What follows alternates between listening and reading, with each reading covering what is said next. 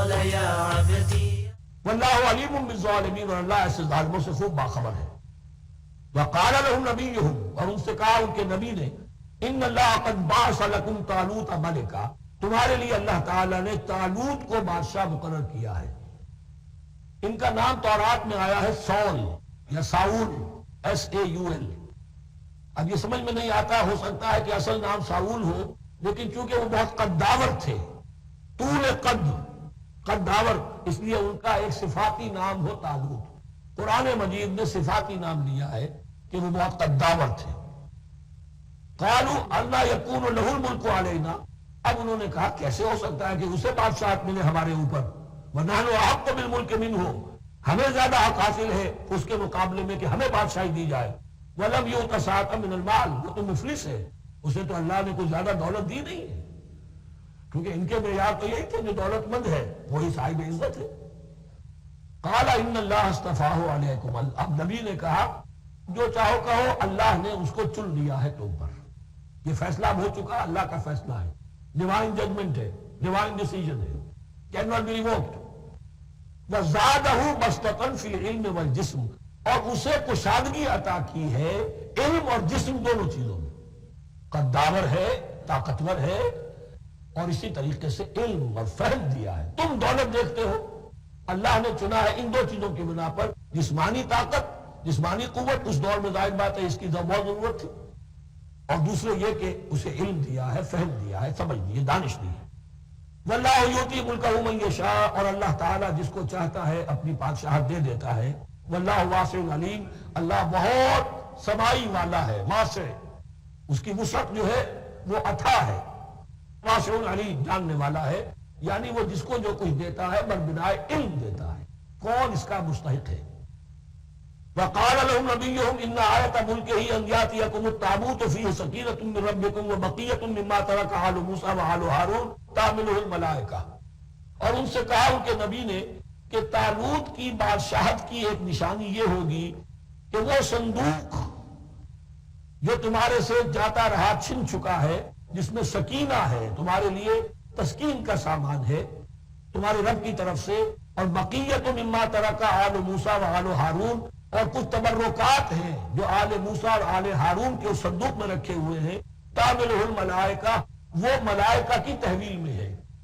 اب ان کی بادشاہی کی علامت کے طور پر وہ صندوق تمہارے پاس واپس آ جائے گا۔ اصل میں یہ تابوت سکینہ جو ہے یہ ان کا ایک بڑا لکڑی کا صندوق ہے، اب بھی ہے، ان کا دعویٰ ہے کہ موجود ہے، اور مسجد اقصیٰ کے نیچے جو سرنگ ہے اس میں موجود ہے۔ بعض ذرائع سے فوٹو لے کر بھی انہوں نے ڈاکومنٹری فلم بھی ابھی دکھا دی ہے کہ موجود ہے۔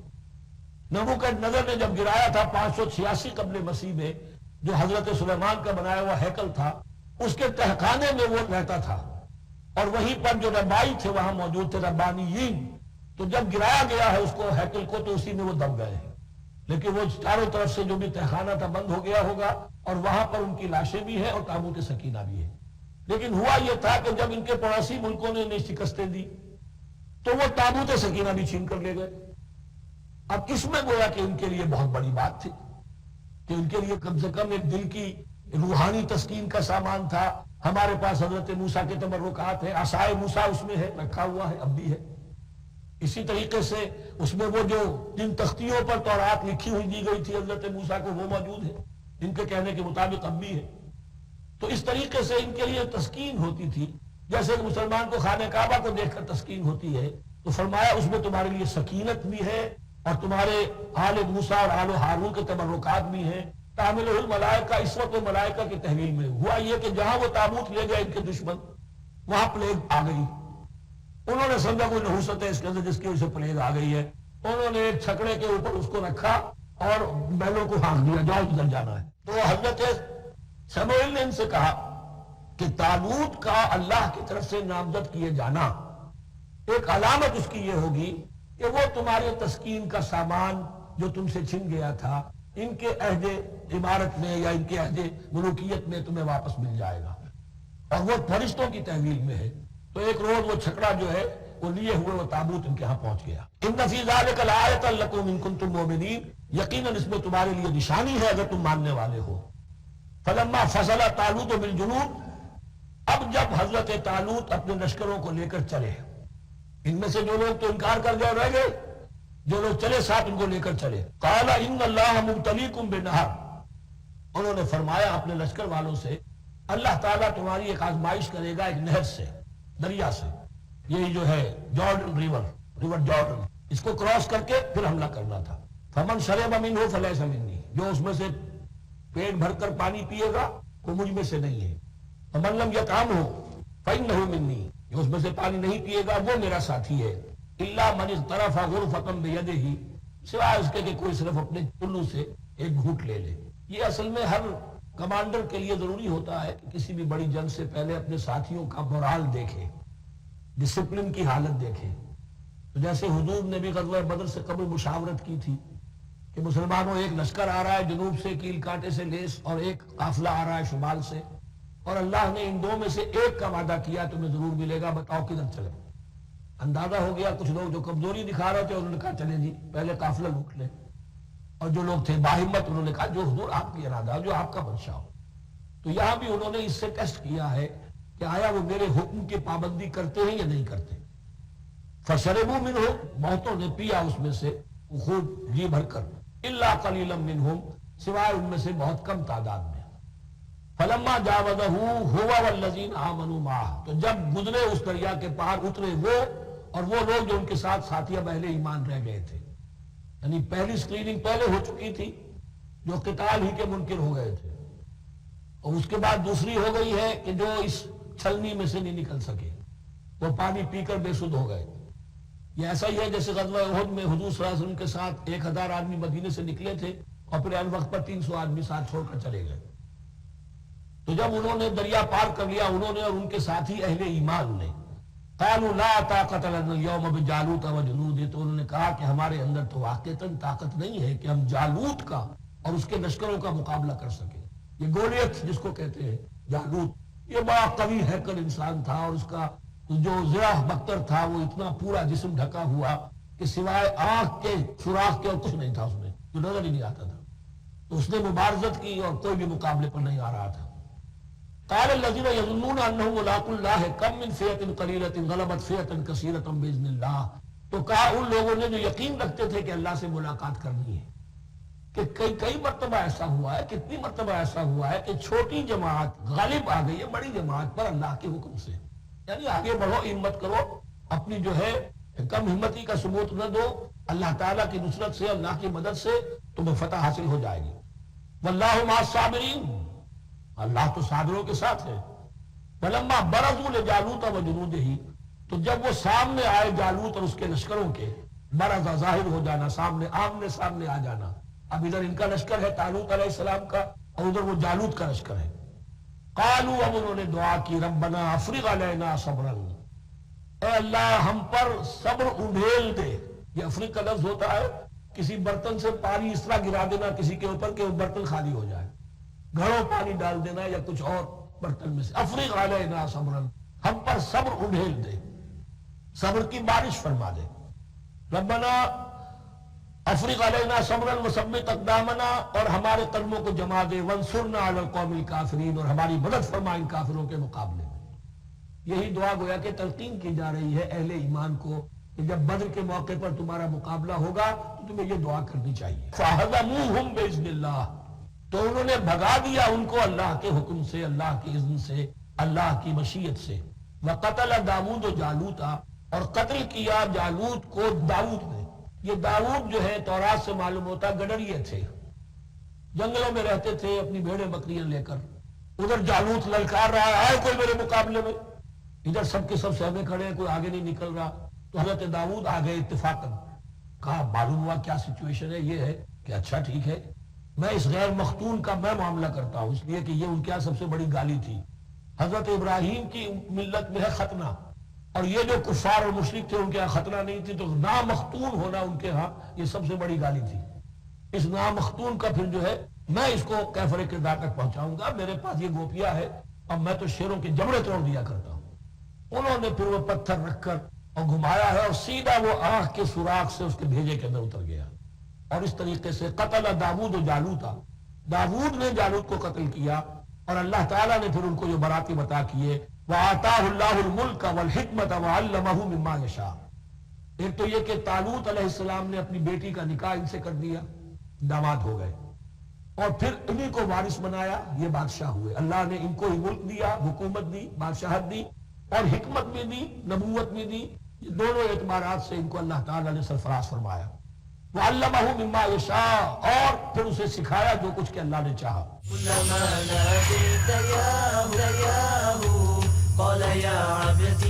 فَلَمَّا بَرَزُوا لِجَالُوتَ وَجُنُودِهِ، تو جب وہ سامنے آئے جالوت اور اس کے لشکروں کے، برزا ظاہر ہو جانا، سامنے آمنے سامنے آ جانا۔ اب ادھر ان کا لشکر ہے طالوت علیہ السلام کا، اور ادھر وہ جالوت کا لشکر ہے۔ قالوا، اب انہوں نے دعا کی، ربنا افرغ علینا صبرا، اے اللہ ہم پر صبر انڈھیل دے۔ یہ افریق کا لفظ ہوتا ہے کسی برتن سے پانی اس طرح گرا دینا کسی کے اوپر کہ وہ برتن خالی ہو جائے، گھڑوں پانی ڈال دینا یا کچھ اور برتن میں سے۔ افریق علینا صبرا، ہم پر صبر انڈھیل دے، صبر کی بارش فرما دے۔ ربنا افریق علینا صبرا وثبت اقدامنا، اور ہمارے قدموں کو جما دے، وانصرنا علی القوم الکافرین، اور ہماری مدد فرما ان کافروں کے مقابلے میں۔ یہی دعا گویا کہ تلقین کی جا رہی ہے اہل ایمان کو کہ جب بدر کے موقع پر تمہارا مقابلہ ہوگا تو تمہیں یہ دعا کرنی چاہیے۔ فَهَزَمُوهُمْ بِإِذْنِ اللَّهِ، تو انہوں نے بھگا دیا ان کو اللہ کے حکم سے، اللہ کے اذن سے، اللہ کی مشیت سے۔ وَقَتَلَ داؤد جالوتا، اور قتل کیا جالوت کو داؤد نے۔ یہ داؤد جو ہے تورات سے معلوم ہوتا گڈریے تھے، جنگلوں میں رہتے تھے اپنی بھیڑیں بکریاں لے کر۔ ادھر جالوت للکار رہا ہے کوئی میرے مقابلے میں، ادھر سب کے سب سہمے کھڑے ہیں، کوئی آگے نہیں نکل رہا۔ تو حضرت داؤد آ گئے اتفاقاً، کہا معلوم ہوا کیا سچویشن ہے، یہ ہے کہ اچھا ٹھیک ہے، میں اس غیر مختون کا میں معاملہ کرتا ہوں، اس لیے کہ یہ ان کے یہاں سب سے بڑی گالی تھی۔ حضرت ابراہیم کی ملت میں ہے ختنہ، اور یہ جو کفار اور مشرک تھے ان کے یہاں ختنہ نہیں تھی، تو نامختون ہونا ان کے ہاں یہ سب سے بڑی گالی تھی۔ اس نامختون کا پھر جو ہے میں اس کو کیفر کردار تک پہنچاؤں گا، میرے پاس یہ گوپیا ہے، اب میں تو شیروں کے جبڑے توڑ دیا کرتا ہوں۔ انہوں نے پھر وہ پتھر رکھ کر اور گھمایا ہے، اور سیدھا وہ آنکھ کے سوراخ سے اس کے بھیجے کے اندر اتر گیا، اور اس طریقے سے قتل داؤد جالوتا، داؤد نے جالوت کو قتل کیا، اور اللہ تعالیٰ نے پھر ان کو جو براتی بتا کیے، وَآتَاهُ اللَّهُ الْمُلْكَ وَالْحِكْمَةَ وَعَلَّمَهُ مِمَّا يَشَاءُ۔ ایک تو یہ کہ طالوت علیہ السلام نے اپنی بیٹی کا نکاح ان سے کر دیا، داماد ہو گئے، اور پھر انہی کو وارث بنایا، یہ بادشاہ ہوئے۔ اللہ نے ان کو ہی ملک دیا، حکومت دی، بادشاہت دی، اور حکمت بھی دی، نبوت بھی دی۔ یہ دونوں اعتبارات سے ان کو اللہ تعالیٰ نے سرفراز فرمایا۔ وَعَلَّمَهُ مِمَّا يَشَاءُ، اور پھر اسے سکھایا جو کچھ کہ اللہ نے چاہا۔ وَلَوْلَا دَفْعُ اللَّهِ النَّاسَ بَعْضَهُمْ بِبَعْضٍ، اور اگر اس طریقے سے اللہ ایک گروہ کو دوسرے کے ذریعے سے دفع نہ کرتا رہے، زمین میں فساد ہوتا ہے تو اللہ تعالیٰ کو شکل ایسی پیدا کرتا ہے کہ کسی اور گروہ کو سامنے لا کر مفسدوں کا خاتمہ کرتا ہے۔ اگر ایسا نہ ہوتا وَلَوْلَا دَفْعُ اللَّهِ النَّاسَ بَعْضَهُمْ بِبَعْضٍ لَفَسَدَتِ الْأَرْضُ، تو زمین میں فساد ہی فساد پھیل گیا ہوتا۔ اللہ تعالیٰ نے ان جنگوں کے ذریعے سے ہر بڑا فرعون جو آتا ہے، ہر فرعون موسیٰ، اللہ تعالیٰ نے کوئی نہ کوئی اس کے لیے علاج تجویز کیا ہوا ہے۔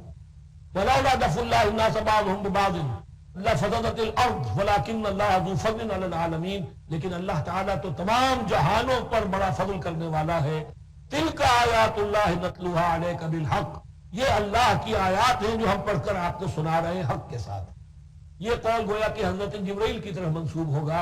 یہ اللہ کی آیات ہیں اے مسلمانوں، اے محمد صلی اللہ علیہ وسلم، جو ہم آپ کو سنا رہے ہیں حق کے ساتھ۔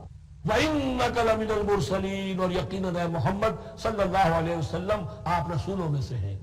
تِلْكَ الرُّسُلُ فَضَّلْنَا بَعْضَهُمْ عَلَى بَعْضٍ، ایک بہت اہم قانون بیان ہو رہا ہے، ان رسولوں میں سے ہم نے بعض کو بعض پر فضیلت دی ہے۔ یہ میں پہلے بیان کر چکا ہوں کل، تفریق بین الرسول کفر ہے، تفضیل یہ قرآن سے ثابت ہے، کوئی افضل ہے اور کوئی مفضول ہے، کسی کو کسی اعتبار سے فضیلت ہے، کسی کو کسی اور اعتبار سے فضیلت، جزوی فضیلت ہے، مختلف لوگوں کی ہو سکتی ہے، کلی فضیلت تمام انبیاء اور رسول پر محمد رسول اللہ کو حاصل ہے۔ تِلْكَ الرُّسُلُ فَضَّلْنَا بَعْضَهُمْ عَلَى بَعْضٍ مِّنْهُمْ مَنْ كَلَّمَ اللَّهُ، ان میں سے وہ بھی تھے جن سے اللہ نے کلام فرمایا، حضرت موسیٰ علیہ السلام۔ وَرَفَعَ بَعْضَهُمْ دَرَجَاتٍ، اور بعضوں کے اور کسی اعتبار سے درجات بڑھا دیے۔ وَآتَيْنَا عِیسَیٰ ابْنَ مَرْیَمَ، اور ہم نے عیسیٰ ابن مریم کو البینات بڑے کھلے معجزے دیے۔ وَأَیَّدْنَاهُ بِرُوحِ الْقُدُسِ، اور ان کی مدد فرمائی حضرت جبرائیل کے ساتھ۔ وَلَوْ شَاءَ اللَّهُ مَا اقْتَتَلَ الَّذِينَ مِن بَعْدِهِمْ مِن بَعْدِ مَا جَاءَتْهُمُ الْبَيِّنَاتُ، لیکن اللہ چاہتا تو یہ آپس میں نہ لڑتے جھگڑتے، نہ یہودیوں کی آپس میں جنگیں ہوتی، نہ یہودیوں نصرانیوں کی ہوتی، نہ نصرانیوں کے فرقے ایک دوسرے سے لڑتے۔ وَلَوْ شَاءَ اللَّهُ مَا اقْتَتَلَ الَّذِينَ مِن بَعْدِهِمْ مِن بَعْدِ مَا جَاءَتْهُمُ الْبَيِّنَاتُ، اس کے بعد کہ ان کے پاس واضح تعلیمات آ چکی تھی۔ وَلَٰكِنِ اخْتَلَفُوا، لیکن انہوں نے اختلاف کیا۔ فَمِنْهُم مَّنْ آمَنَ وَمِنْهُم مَّنْ كَفَرَ، ان میں وہ بھی ہیں جو ایمان لے آئیں گے اور ان میں وہ بھی ہیں جو کفر پر اڑ گئے ہیں۔ وَلَوْ شَاءَ اللَّهُ مَا اقْتَتَلُوا، اگر اللہ چاہتا ان پر لازم کر دیتا، یعنی جبرن تکوینی طور پر، تو اختلاف نہ کرتے، جھگڑتے نہ۔ وَلَٰكِنَّ اللَّهَ يَفْعَلُ مَا يُرِيدُ، لیکن اللہ تو کرتا ہے جو چاہتا ہے۔ اللہ نے جو دنیا کو اس حکمت پر بنایا ہے کہ یہ دنیا کی زندگی آزمائش ہے، آزمائش کے لیے آزادی دی ہے، تو جو شخص غلط راستے پر جانا چاہے اسے آزادی ہے، جو صحیح راستے پر آنا چاہے اسے آزادی ہے۔ یا ایھا الذین آمنوا انفقوا مما رزقناکم من قبل ان یأتی یوم لا بیع فیہ ولا خلۃ ولا شفاعۃ والکافرون هم الظالمون۔ اللہ لا الہ الا هو الحی القیوم لا تأخذہ سنۃ ولا نوم له ما في السماوات وما في الأرض من ذا الذي يشفع عنده إلا بإذنه يعلم ما بين أيديهم وما خلفهم ولا يحيطون بشيء من علمه إلا بما شاء وسع كرسيه السماوات والأرض ولا يؤوده حفظهما وهو العلي العظيم۔ رب اشرح لي صدري ويسر لي أمري واحلل عقدة من لساني يفقهوا قولي۔ تقریباً 2 رکوعوں پر مشتمل معاملہ طالوت و جالوت کا وہ ہم پڑھ چکے ہیں، اور یہ گویا کہ اب غزوہ بدر کی لیے ذہنی اور نفسیاتی تیاری ہو رہی ہے، اور غزوات کے لیے جیسا کہ میں نے عرض کیا جہاں سرفروشی کی ضرورت ہے وہاں انفاق مال کی بھی ضرورت ہے، تو اب یہاں بڑے زوردار انداز میں پھر انفاق کی طرف توجہ دلائی جا رہی ہے۔ وہی 4 ڈوریاں ذہن میں رکھیے، انفاق اللہ کی راہ میں یعنی جہاد بالمال، قتال جہاد بالنفس کی آخری شکل، اور شریعت میں عبادات اور معاملات، یہ 4 ڈوریاں گتھی ہوئی ہیں ان 22 رکوعوں کے اندر، جن پر دوسرا نصف جو ہے سورہ بقرہ کا مشتمل ہے۔ یا ایھا الذین آمنوا انفقوا مما رزقناکم من قبل ان یأتی یوم لا بیع فیہ ولا خلۃ ولا شفاعۃ، اہل ایمان خرچ کر دو ان چیزوں میں سے کہ جو اللہ نے تمہیں دی ہیں، اس سے پہلے کہ وہ دن آ دھمکے جس دن نہ کوئی خرید و فروخت ہوگی، نہ کوئی دوستی کام آئے گی، نہ کوئی شفاعت مفید ہوگی۔ والکافرون هم الظالمون، اور کافر ہی تو ظالم ہیں۔ اب یہاں کافر سے مراد کون ہے؟ کافر اصطلاحی نہیں، کافر معنوی، جو اللہ کے اس حکم انفاق کی تعمیل نہیں کرتا، دیکھتا ہے کہ دین مغلوب ہے، اس کو غالب کرنے کی جد و جہد ہو رہی ہے، اس کی کچھ تقاضے ہیں، مالی ضرورتیں ہیں اس کی، اور اللہ نے اسے قدرت دی ہے، اس میں خرچ کر سکتا ہے اور نہیں کرتا، وہ ہے اصل کافر۔ اس کے بعد وہ آیت آ رہی ہے جو قرآن حکیم کی عظیم ترین آیت ہے، حضور فرمان نبوی صلی اللہ علیہ وسلم، آیت الکرسی۔ اس کا تو نام بھی چونکہ معروف ہے، میں نے جو آپ کو بڑے بڑے حکمت کے موتی اور بڑے بڑے پھول آپ کو گنوائے ہیں، آیت الآیات، آیت البر، آیت الاختلاف، اور اب یہ ہے آیت الکرسی، توحید کے عظیم ترین خزانوں میں سے ہے۔ یہ سیدۃ آیات القرآن، حضور نے فرمایا یہ تمام آیات قرآنی کی سردار ہے۔ جس طریقے سے آیت بر اور سورۃ العصر میں ایک نسبت ہے کہ ہدایت اور نجات کی شرائط ساری کی ساری ایک چھوٹی سی صورت میں اللہ نے جمع کر دی، والعصر ان الانسان لفی خسر الا الذین آمنوا وعملوا الصالحات وتواصوا بالحق وتواصوا بالصبر، لیکن اس کی تفصیل ایک آیت میں آئی، وہ آیت البر ہے۔ چنانچہ جو منتخب نصاب ہم نے مرتب کیا ہے دعوت قرآن کے لیے، میں پہلا درس سورۃ العصر کا ہے اور دوسرا درس آیت البر کا ہے۔ جو نسبت سورۃ العصر میں ہے کہ وہ سورت ہے، یہ آیت ہے، لیکن اس آیت میں کئی صورتیں نکل سکتی ہیں حجم کے اعتبار سے سورۃ العصر کے برابر۔ یہی نسبت ہے سورہ اخلاص میں 4 آیتیں، توحید کا عظیم ترین خزانہ، اور یہ آیت الکرسی، یہ آیت ہے سورہ اخلاص، اس میں 4 بن جائیں گی حجم کے اعتبار سے، لیکن اسے حضور نے ثلث قرآن قرار دیا ہے۔ توحید کے موضوع پر جامع ترین سورۃ الاخلاص، لیکن توحید اور خاص طور پر توحید فی الصفات کے موضوع پر عظیم ترین آیت یہ آیت الکرسی۔ اللہ لا الہ الا ہو، اللہ وہ معبود برحق ہے جس کے سوا کوئی الہ نہیں، بڑا کیٹیگوریکل۔ الحی القیوم، وہ زندہ ہے از خود اور با خود، اس کی زندگی مستعار نہیں ہے۔ وہ جو کہا ہے کہ مانگ کے لائے تھے 4 دن، 2 آرزو میں کٹ گئے 2 انتظار میں، عمر دراز مانگ کے لائے تھے، اللہ کی زندگی ہے اس کی از خود زندگی، کسی کی دی ہوئی نہیں، اور اس زندگی میں کوئی ضعف نہیں، کوئی کمزوری نہیں، کوئی احتیاج نہیں، آگے آ جائے گا، نہ اسے نیند آتی ہے نہ اونگ آتی ہے۔ قیوم خود اپنی جگہ وہ زندہ جاوید ہستی ہے، اور باقی ہر شے کا وجود اس کے حکم سے قائم ہے، کوئی شے قائم نہیں ہے بغیر اس کے اذن کے۔ تو گویا کہ احد اور الصمد، اللہ اپنی جگہ احد، لیکن باقی پوری کائنات کے لیے صمد ہے، جو سورہ اخلاص میں 2 الفاظ آئے ہیں، قل هو اللہ احد اللہ الصمد۔ اللہ حی ہے اور قیوم ہے، لا تأخذہ سنۃ ولا نوم، اس پر غالب نہیں ہو سکتی نہ نیند نہ اونگ۔ لہو ما فی السماوات و ما فی الارض، آسمان اور زمین میں جو کچھ ہے اسی کا ہے، ملکیت تامہ، ملکیت حقیقی اس کی ہے۔ كلما ناديت ياهو قال ياهو قال يا عبدي من ذا الذی یشفع عنده الا باذنہ، کون ہے وہ جو شفاعت کر سکے اس کے پاس مگر اس کی اجازت سے۔ اب یہ مقام آیا ہے سورہ بقرہ میں پہلی مرتبہ، 3 مرتبہ کیٹیگوریکل ڈینائل کے بعد، کوئی شفاعت نہیں، کوئی شفاعت نہیں، کوئی شفاعت نہیں۔ یہاں بھی جو انداز ہے بہت ہی جلالی انداز ہے، منظر نظی، کس کی یہ حیثیت ہے، کس کا یہ مقام ہے، کس کو یہ زور حاصل ہے کہ وہ اپنے اختیار کے بل پر، وہ اپنی حیثیت کی بنیاد پر شفاعت کر سکے؟ ہاں، جس کے لیے اللہ اجازت دے۔ استثناء کے ساتھ شفاعت کا یہاں پر پہلی مرتبہ آیا، ورنہ سورہ بقرہ کے 6 رکوع کی دوسری آیت، وَاتَّقُوا يَوْمًا لَا تَجْزِي نَفْسٌ عَن نَفْسٍ شَيْئًا وَلَا يُقْبَلُ مِنْهَا شَفَاعَةٌ وَلَا يُؤْخَذُ مِنْهَا عَدْلٌ وَلَا هُمْ يُنصَرُونَ۔ 15 رکوع کی دوسری آیت، وَاتَّقُوا يَوْمًا لَا تَجْزِي نَفْسٌ عَن نَفْسٍ شَيْئًا وَلَا يُقْبَلُ مِنْهَا عَدْلٌ وَلَا تَنفَعُهَا شَفَاعَةٌ وَلَا هُمْ يُنصَرُونَ۔ اور اب اس سے پہلے کی آیت میں آ چکا ہے وَلَا شَفَاعَةٌ، کوئی شفاعت مفید نہیں ہوگی، لیکن یہ کہ اس میں ایک استثناء ہے۔ اب یہ ذرا باریک مسئلہ ہے کہ شفاعت حقہ کیا ہے، شفاعت باطلہ کیا ہے، تو دورہ ترجمہ قرآن میں اتنی تفاصیل کے ساتھ بحث نہیں کی جا سکتی، وہ ایک علیحدہ موضوع ہے۔ حال ہی میں نے اس پر اپنے درس ریکارڈ کرا دیے ہیں۔ یعلم ما بین ایدیہم وما خلفہم، وہ جانتا ہے جو کچھ ان کے سامنے اور جو اس کو پیچھے ہے۔ عام طور پر دنیا میں ہم سفارش کرتے ہیں تو کہتے ہیں کہ بھئی میں جانتا ہوں اس شخص کو بہتر، اصل میں جیسا کچھ یہ نظر آتا ہے ویسا نہیں ہے، یا جیسا کچھ فیکٹس آن دی فائل آ گئے ہیں وہ بڑے ہی ڈیسیونگ ہے، اصل حقائق کچھ اور ہیں اس کیس کے، وہ میں آپ کو بتاتا ہوں۔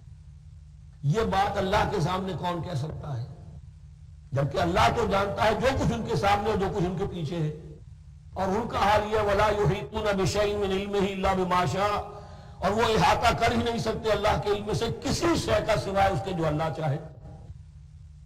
باقی ہر ایک کے پاس علم جو ہے اللہ کا عطائی علم ہے، دیا ہوا علم ہے، محدود علم ہے، بڑے سے بڑا رسول ہو، بڑے سے بڑا ولی ہو، بڑے سے بڑا فرشتہ ہو۔ لا علم لنا الا ما علمتنا، ہم پڑھائیں 4 رکوع میں، تو کون کہہ سکتا ہے؟ من ذا الذی یشفع عنده الا باذنہ یعلم ما بین ایدیہم وما خلفہم ولا یحیطون بشیء من علمہ الا بما شاء وسع کرسیہ السماوات والارض، اس کی کرسی تمام آسمانوں اور زمین کو محیط ہے، اس کا اقتدار و اختیار آسمانوں اور زمین پر چھایا ہوا ہے۔ ولا یؤودہ حفظہما، اور اسے تکان تاری نہیں ہوتی، اس پر گراں نہیں گزرتا ان دونوں کا تھامنا، ان دونوں کی حفاظت، آسمانوں کی اور زمین کی۔ وہو العلی العظیم، اور وہ العلی ہے، بلند و بالا، اور عظیم ہے، بڑی عظمت والا۔ لا اکراہ فی الدین، دین میں کوئی جبر نہیں ہے، یعنی یہ کہ کسی بھی شخص کو نہ کبھی جبرن مسلمان بنایا جائے گا نہ کبھی بنایا گیا۔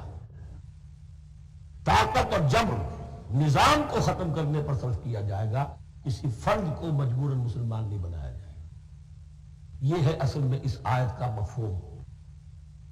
لا اکراہ فی الدین قد تبین الرشد من الغی، رشد ہدایت واضح ہو چکی ہے کجی سے، جتنی کجیاں ہیں، جتنے غلط راستے ہیں، جتنی شیطانی پگڈنڈیاں ہیں، ان سے جو صراط المستقیم ہے اس کو بالکل مبہم کر دیا گیا ہے۔ فمن یکفر بالطاغوت، تو جو کوئی بھی طاغوت کا انکار کرے گا،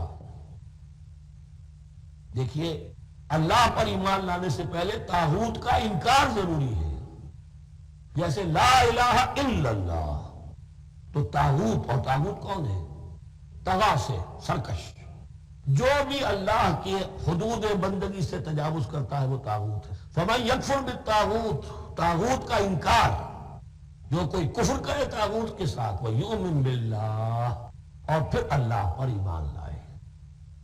طاغوت سے بھی دوستی، اللہ پر بھی ایمان، اللہ کے دشمنوں سے بھی یارانہ، اور اللہ کے ساتھ بھی وفاداری کا دعویٰ، یہ چیز نہیں چل سکتی، یہی منافقت ہے۔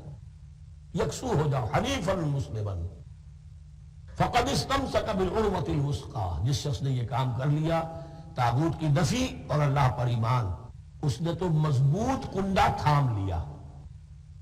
تو سمجھئے کہ اگر کوئی شخص کسی جہاز، سمندری جہاز میں عرشے پر سے گر جائے، تیرنا بھی نہ آتا ہو، کسی طرح ہاتھ پاؤں مار کر وہ کسی کنڈے کے اوپر اگر ہاتھ اس کا پڑ گیا، اب وہ سمجھتا ہے کہ اس کو میں نہیں چھوڑوں گا، میری جان اسی سے وابستہ ہے، زندگی اسی سے ہے۔ تو وثقہ، وہ کنڈا اگر کمزور ہے تو پھر گیا، وہ اس کے وزن سے کنڈا ہی نکل گیا۔ لیکن وہ کنڈا کہ جو مضبوط ہے، فقد استمسک بالعروۃ الوثقی، اس نے تو بڑے مضبوط کنڈے پر ہاتھ ڈال دیا ہے، یعنی طاغوت کا انکار اور اللہ پر ایمان، اس نے تھام لیا ہے بہت مضبوط کنڈا۔ اسی لیے ایک حدیث میں آتا ہے اوثق العراء کلمۃ التقوی، یہ جو عروہ کی جمع ہے عراء، اور وثقہ اوثق جو ہے اس کا مذکر ہوگا۔ تمام کنڈوں میں سب سے بڑا مضبوط کنڈا جو ہے وہ تقوی کا کنڈا ہے، اس کو تھامو مضبوطی کے ساتھ۔ لا اکراہ فی الدین قد تبین الرشد من الغی فمن یکفر بالطاغوت ویؤمن باللہ فقد استمسک بالعروۃ الوثقی لا انفصام لها، وہ کبھی علیحدہ ہونے والا، ٹوٹنے والا نہیں ہے، یہ کنڈا بہت مضبوط ہے۔ واللہ سمیع علیم، اللہ سب کچھ سننے والا، جاننے والا ہے۔ اللہ ولی الذین آمنوا یخرجہم من الظلمات الی النور، ایمان در حقیقت ایک دوستی کا رشتہ قائم کرتا ہے اللہ اور بندے کے درمیان۔ اللہ ولی ہے اہل ایمان کا، یہ ولایت باہمی ہے، دو طرفہ ولایت ہے۔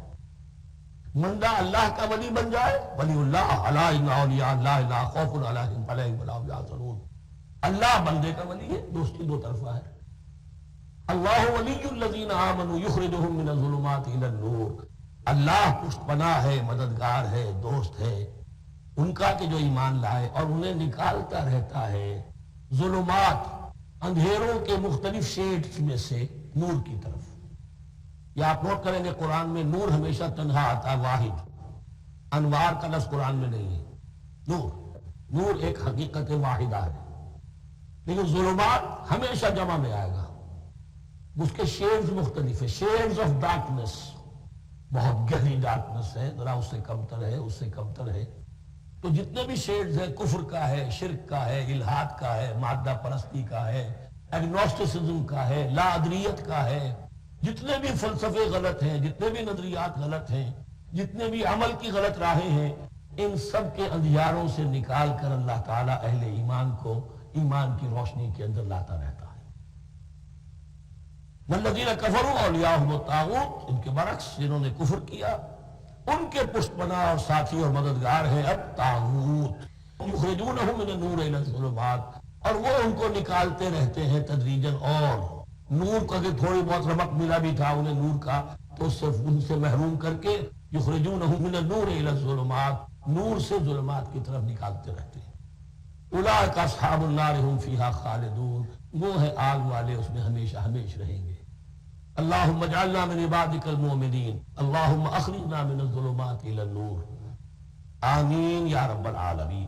اب اس کے بعد یہ بڑی عظیم آیت جو آئی ہے توحید کی، اور اس کے بعد یہ دو، یہ بھی اپنی جگہ بڑی عظیم آیات ہیں حکمت اور فلسفہ دین کے اعتبار سے۔ اس کے بعد کچھ واقعات دیے جا رہے ہیں، حضرت ابراہیم علیہ السلام کی زندگی کا ایک واقعہ اور حضرت عزیر علیہ السلام کی زندگی کا واقعہ۔ الم تر الی الذی حاج ابراہیم فی ربہ ان آتاہ اللہ الملک، کیا تم نے دیکھا اس شخص کو جس نے کہ محاجہ کیا تھا، مناظرہ کیا تھا، حجت بازی کی تھی ابراہیم سے، اس وجہ سے کہ اللہ نے اسے بادشاہی دی ہوئی تھی۔ نمرود، یہ ذہن میں رکھیے کہ نمرود اصل میں لقب تھا، کسی کا نام نہیں تھا، جیسے فرعون مصر کے بادشاہوں کا لقب ہے۔ فرعونہ، نماردہ جو ہے یہ عراق کے بادشاہ تھے، بیبیلونیا۔ تو حضرت ابراہیم کی پیدائش بھی شہر ار میں ہوئی تھی، کہ جو بیبیلونیا کا ایک شہر تھا عراق کا، اور وہاں بادشاہت تھی نمرود کی۔ جیسے فرعون نے مصر میں دعویٰ کیا تھا اپنی بادشاہی کا اور اپنی خدائی کا، اور یہ ہے سیاسی بادشاہی، یہ نہیں کہ ہم نے دنیا پیدا کی ہے، مطلب یہ اختیار مطلق ہمارے ہاتھ میں ہے، ہم جس چیز کو چاہے غلط قرار دے رہے، جس چیز کو چاہے صحیح قرار دے رہے، یہی ہے اصل میں خدائی اختیار ہاتھ میں لے لیے۔ اللہ کا حق ہے تحریر و تحریم، کسی شے کو حلال کرنا، کسی کو حرام قرار دینا، اختیار واحد اللہ کے ہاتھ میں ہے۔ جس شخص نے بھی اپنے ذمہ لے لیا، قانون سازی کا اختیار لے لیا، اللہ کے قانون سے آزاد ہو کر، وہی طاغوت ہے، وہی شیطان ہے، وہی نمرود ہے، وہی فرعون ہے۔ تو اس نے، وہ نمرود نے کہا، محاجہ کیا، اس قال ابراہیم ربی الذی یحیی و یمیت، میرا رب تو وہ ہے جو زندہ کرتا ہے اور مارتا ہے۔ قال انا احیی و امیت، انہوں نے کہا میں بھی کر سکتا ہوں۔ اس نے جیل سے 2 قیدی منگوائے، دونوں کنڈمڈ تھے، اور ایک کی گردن وہیں اڑائی اور ایک کو کہا جاؤ معاف، دیکھو میں نے جس کو چاہا زندہ رکھا اور جس کو چاہا مار دیا۔ حضرت ابراہیم نے دیکھا کہ یہ کٹ حجتی پر اترا ہوا ہے، تو الاجوبۃ المسکتہ، جواب ایسا دیا جانا چاہیے کہ جو اس کو چپ کر دے۔ قال ابراہیم فإن اللہ یاتی بالشمس من المشرق فأت بها من المغرب، حضرت ابراہیم نے فرمایا اللہ تو سورج کو نکالتا ہے مشرق سے، اگر تو خدائی کا مدعی ہے تو نکال کے دکھا اسے مغرب سے۔ فبہت الذی کفر، تو مبہوت ہو کر رہ گیا وہ کافر، اب اس کے پاس کوئی جواب نہیں تھا۔ واللہ لا یہدی القوم الظالمین، اور اللہ ظالموں کو ہدایت نہیں دیا کرتا۔ اللہ اللہ اللہ اللہ، كلما ناديت ياهو قال يا عبدي أنا الله، كلما ناديت